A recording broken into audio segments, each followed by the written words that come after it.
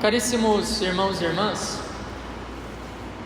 no século XIII, em plena Idade Média, um momento conhecido por ser um momento pacífico na Europa, já que as grandes guerras não estavam mais acontecendo, é também um momento marcado de muitas outras pequenas guerras, pequenos conflitos internos, e que ajudaram o povo a fortalecer a sua fé.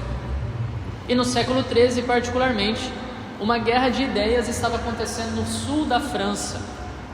Os albigenses, ou cátaros, com a sua heresia, acreditavam haver um poder tão forte quanto o de Deus, mas maléfico, ruim, que estava no mesmo patamar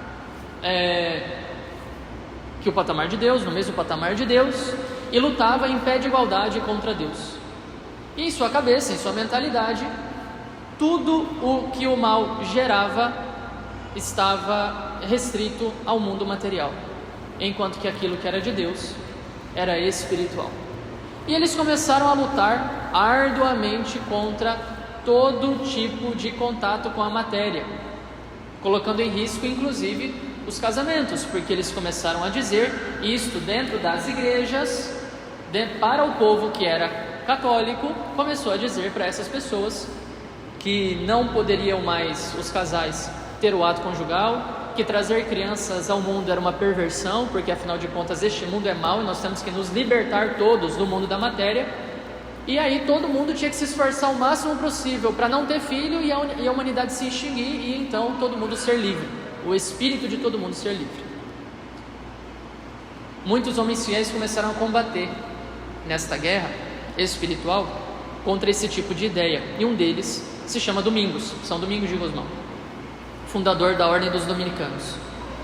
Domingos estava há 3 dias em jejum e penitência, pedindo a Deus graça para ajudar a resolver essa situação, quando Nossa Senhora apareceu para ele em 1214 e disse o seguinte: sabes tu, meu querido Domingos, de que arma se serviu a Santíssima Trindade para reformar o mundo? A peça principal da bateria foi a saudação angélica, que é o fundamento do Novo Testamento. Alegra-te, ó Maria, alegra-te, cheia de graça, o Senhor está contigo. A saudação angélica, a primeira parte da Ave Maria. E ela continua dizendo: e portanto, se queres ganhar para Deus esses corações endurecidos, reza o meu saltério. Em outras palavras, Nossa Senhora estava ofertando para ele aquela que seria uma arma tão importante para a igreja nos séculos subsequentes, que é o rosário. E assim São Domingos começou a pregar os mistérios da vida de Cristo nas igrejas, e na medida em que ele pregava os mistérios, a anunciação do Senhor, visita a prima de Nossa Senhora, Isabel, o nascimento de Jesus, na medida em que ele ia pregando os mistérios, ele ia intercalando a pregação com 10 Ave-Marias.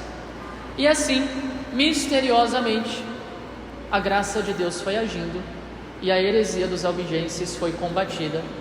Deus venceu aquela guerra através de Nossa Senhora. A história se repete no século XVI, quando em 1571 o Papa São Pio V pede a todo o povo de Roma para que reze o rosário na intenção de um combate que estava sendo travado em Lepanto contra os turcos otomanos que queriam invadir a Itália. Eles rezaram, conseguiram de Deus a graça, Nossa Senhora do Rosário interviu e esta festa foi proclamada. Foi feita festa oficial da igreja, então, na data de hoje, 7 de outubro, vindo lá desse episódio da Batalha de Lepanto de 1571. E indo um pouco mais ainda para frente na história, chegando mais próximo de nós, em 1917, Nossa Senhora apareceu em Fátima e se autodenominou como sendo a Nossa Senhora do Rosário de Fátima. E o que é que ela disse para os pastorinhos? Rezem o terço todos os dias se querem encontrar a paz. A gente pode ficar na dúvida, né? Padre, é o terço ou é o rosário? Nós que falamos português temos um grande benefício, porque não precisamos traduzir. Nossa Senhora falou em português: rezem o terço. Ela disse em português: rezem o terço todos os dias, se quiserem alcançar a paz. Vejam, gente, que esses 3 momentos, lá no século XIII, no século XVI e agora no século XX, o rosário ele foi utilizado como uma arma de combate. Nós estamos em guerra, e as guerras são de diferentes tipos. E que tipo de paz nós queremos alcançar? Quando Nossa Senhora falou em Fátima para que eles rezassem o terço pedindo a paz, num primeiro momento dá para se interpretar claramente como sendo a paz que a Europa não tinha porque estava na Primeira Guerra Mundial. Mas tudo bem, a Europa entrou em paz, a guerra acabou, logo em seguida começou uma nova guerra, a Segunda Guerra Mundial, e depois continuou-se ainda a guerra no coração das pessoas para ver quem vai triunfar, Deus com a sua graça ou o diabo. O diabo não tem toda essa força, nós não podemos cair na heresia dos albigenses, não, mas alguma força ele tem, e Deus deixa que ele manifeste a sua força, para que nós entremos nesse combate em busca da paz. Então é muito importante entender, meus queridos, que a festa que nós hoje estamos celebrando, Nossa Senhora do Rosário, é uma festa que nos chama ao combate, que nos chama à luta, uma luta que deve ser travada com Deus, em nome de Deus e através dele. Não caiamos na ingenuidade de pensar que o único esforço que nós devemos ter na nossa vida é o de fazer com que a vida alcance um patamar de tranquilidade, de sucesso, de segurança. Nós temos falado muito sobre isso, né? É muito mais do que isso. O nosso coração tem que ser aberto para o infinito. E se nós não travarmos a guerra contra as nossas paixões, contra a carne que nos puxa para baixo, contra o mundo e o seu espírito que nos contamina por dentro, e contra Satanás que nos chama sempre mais à distração de Deus, nós iremos perder. Nós iremos perder. Mas ao mesmo tempo, se nós, humildes, submissos e resignados, procurarmos a paz como Deus quer que nós a procuremos, nós a iremos encontrar. Porque, como disse São Miguel Arcanjo, quem como Deus? Ninguém. Santa Teresa, ao tratar da paz, justamente, fala no seu livro Castelo Interior o seguinte: paz, paz, minhas irmãs, foi o que o Senhor recomendou tantas vezes aos seus apóstolos. Creiam-me, que se não procuramos, nem acharmos, que se não procuramos, nem achamos paz em nossa casa, no nosso interior, não a encontraremos em nenhum outro lugar. E aqui que está o drama do mundo moderno que se virou para Deus e procura a paz em tantos outros lugares que, embora não sejam movimentos pecaminosos, objetivamente falando, são desordenados e nos afastam de Deus. Teresa diz, e diz com muita clareza, porque ela já experimentou isso, ela já conduziu outras pessoas: só se encontra a paz dentro de si, porque é ali que está o autor da paz, Cristo nosso Senhor.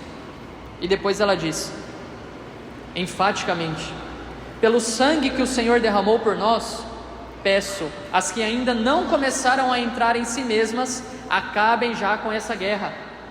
Ela está falando da oração, gente. Entrar em si mesmo é uma linguagem teresiana para falar da oração, oração genuína. E depois ela diz: as que já começaram a entrar em si mesmas, peço que não voltem atrás. Vejam que a recaída é pior que a queda. O nosso esforço, meus irmãos, um esforço de sanidade mental, um esforço de ordem, de clareza com relação ao mundo em que nós estamos vivendo, e um esforço para alcançar essa paz que nós tanto desejamos, ele é mais dentro do que fora. E ele se dará sem sombra de dúvidas pelo caminho da oração. E o rosário nos ajuda nisso. O terço nos ajuda nisso. Se rezado de maneira correta, né? Porque se a intenção de rezar o terço for acabar o terço, em nome do Pai, do Filho e do Espírito Santo, amém. Intenções, Senhor, que esse terço acabe o mais rápido possível. Quem Deus Pai Todo-Poderoso, amém. 15 minutos, graças a Deus. Vou fazer outras coisas que são mais importantes. Se você está rezando dessa forma, esquece. Está se enganando, perdendo seu tempo e ofendendo a Deus. Mas se você reza com atenção, não precisando estar atento exatamente às palavras da Ave Maria, mas deixando que as Ave Marias, que a saudação angélica seja uma espécie de cantilena, que fica ali de fundo e que vai conduzindo o seu olhar de modo cada vez mais simples e direto para Deus, então o negócio começa a dar certo. A oração do Santo Rosário, o Frei Garrigou Lagrange compara como se fosse uma subida a uma montanha.